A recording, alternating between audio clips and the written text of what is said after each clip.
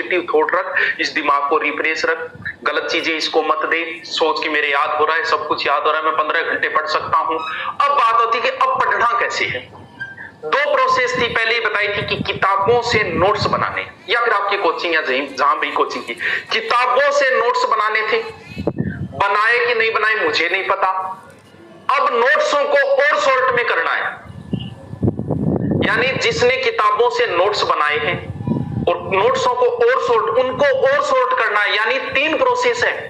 अब कुछ लोग सिर्फ किताब से ही पढ़े तो अब बड़ा नुकसान होगा एग्जाम के समय। हाँ, मान ली अलग अलग आदत होती है, किसी की कुछ आदत होती है, लेकिन अब नुकसान होगा उनको। क्यों? क्योंकि किताब को रीडिंग नहीं मारी जा सकती। एक किताब को आप 6 घंटे में पढ़ते हो, उसी किताब के आप शॉर्ट में नोट्स तैयार कर लो, उनको आप 4 घंटे में पढ़ दोगे। अब उनका अब फिर शॉर्ट करना है, कितने दिन? 15 दिन या फिर 20 दिन। इतने ही बच्चे कैसे करना गुरुजी समझे अपन। किताब के आपने शॉर्ट में की, जैसे किताब में आ गया कि चंबल नदी जनापाव पहाड़ी महू मध्य प्रदेश से निकलती है, तो उसमें तो अब आपने शॉर्ट नोट्स उनको ऐसे बनाए, चंबल उद्गम जनापाव पहाड़ी महू मध्य। अब आप पढ़ रहे हो तो तीसरा स्टेप जो एकदम रफली होगा, उसमें सिर्फ एकदम काम की, आप चंबल पढ़ रहे हो, चंबल लिखा, इतनी लंबाई, सिर्फ लंबाई लिखनी, उद्गम लिखनी, सहायक नदियां सिर्फ नाम लिखने उनके, और कोई विशेष बात सिर्फ नाम, राणा प्रताप सागर बांध, ये बांध वो बांध, बस। यानी उनको और शॉर्ट में ले आए, इससे बहुत फायदा होगा। अब उनको और शॉर्ट में ले जाओ, जैसे आप जो काम डेली करते हो उसमें फिर समय की बचत होगी।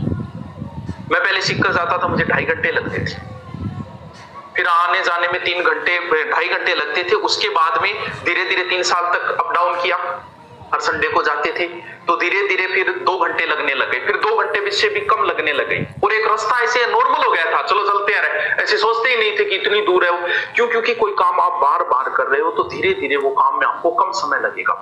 अब अगर आपने नोट्स नहीं बनाए तो उनका तरीका है कि किताबों से वापस तीसरी स्टेप पे आ जाओ, सीधे शॉर्ट नोट्स, उनको और शॉर्ट कर लो, और शॉर्ट करके उनका बार बार अभ्यास करो। आपका अभ्यास ही सिलेक्शन दिलवाएगा।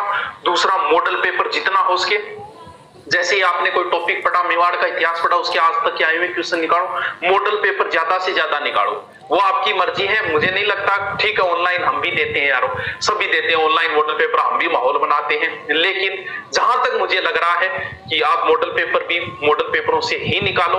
ऑनलाइन से आप कैसे कर पाओगे उनको सोल्व वगैरह, क्योंकि पेपर ही आपको ऑफलाइन देना है। तो ऑफलाइन का ले लिया, ठीक है, ले लिया, ले रहे हो, वो आपकी मर्जी, लेकिन फिर भी ये है कि आप मॉडल पेपर निकालो ज्यादा से ज्यादा। वो भी कैसे? ऑफलाइन वाले मॉडल पेपर निकालने के प्रयास करो एग्जाम से पहले, 50-60 मॉडल पेपर। नॉर्मल मॉडल पेपरों का समय कब होगा? पढ़ाई करने के थकावट के बाद नहीं, हमेशा रिफ्रेश मोड में होना चाहिए, सुबह या शाम, जब आप एकदम रिफ्रेश होते हो उसी समय मॉडल पेपर निकालना, वरना तो फिर वही बात है, मन कहीं और भटकेगा, ये मन भटकाएगा आपको। जैसे ही पढ़ने बैठते हो कोई ना कोई काम की बात याद आएगी और तुरंत किताबें बंद, क्योंकि बहाना ही तो चाहिए इसको। पूरे थके हो फिर भी पढ़ रहे हो, क्यों? बुखार आने को है फिर भी पढ़ रहे हो, क्यों? दिमाग जवाब दे चुका है फिर भी पढ़ रहे हो, क्यों? इसलिए क्योंकि इसके बाद में तुम्हें इतना बड़ा खजाना मिलेगा, इतना बड़ा खजाना होगा।